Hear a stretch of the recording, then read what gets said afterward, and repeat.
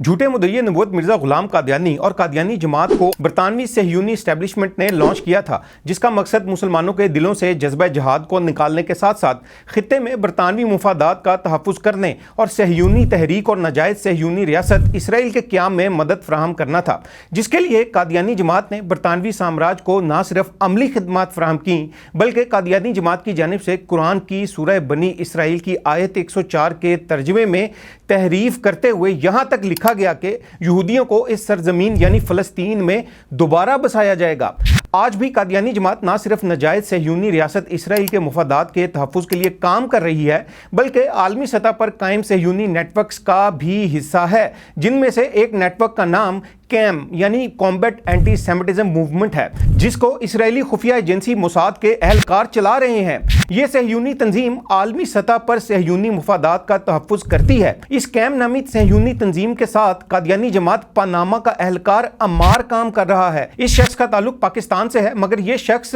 اب پاناما میں موجود ہے۔ وہاں یہ قادیانیت کی تبلیغ کے علاوہ صہیونی نیٹ ورکس کے ساتھ مل کر اسرائیل اور صہیونی مفادات کے لیے کام کر رہا ہے۔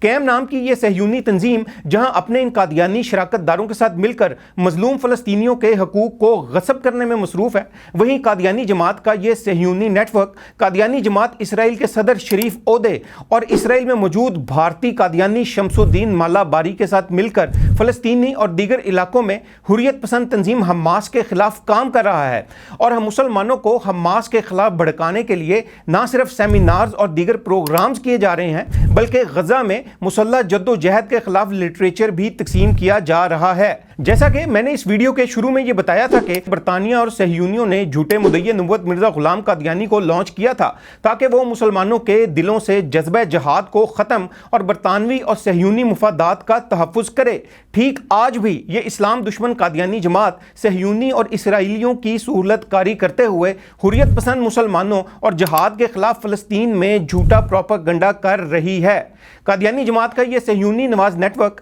صرف پاناما، اسرائیل یا فلسطین تک ہی محدود نہیں ہے بلکہ ان کی کڑیاں پاکستان میں بھی موجود ہیں، جو کہ پاکستان میں اسرائیل کو تسلیم کروانے کے لیے خواتین کے حقوق کی تنظیم، مفت تعلیم کے پروجیکٹس، حتیٰ کہ مذہبی پلیٹ فارمز بنا کر بھی اسرائیل کے لیے سافٹ پاور کے ذریعے لابنگ کر رہے ہیں۔ ہمیں اس وقت قادیانیوں، اسرائیل نواز نیٹ ورکس اور بھارتی نیٹ ورکس پر کڑی نگاہ رکھنے کی ضرورت ہے اور ان کو پہچاننے کی ضرورت ہے، کیونکہ یہ صہیونی نواز دجالی نیٹ ورکس سوشل میڈیا اور ہمارے معاشرے میں انڈر کور یعنی مختلف اداروں اور تنظیموں کی آڑ میں کام کر رہے ہیں۔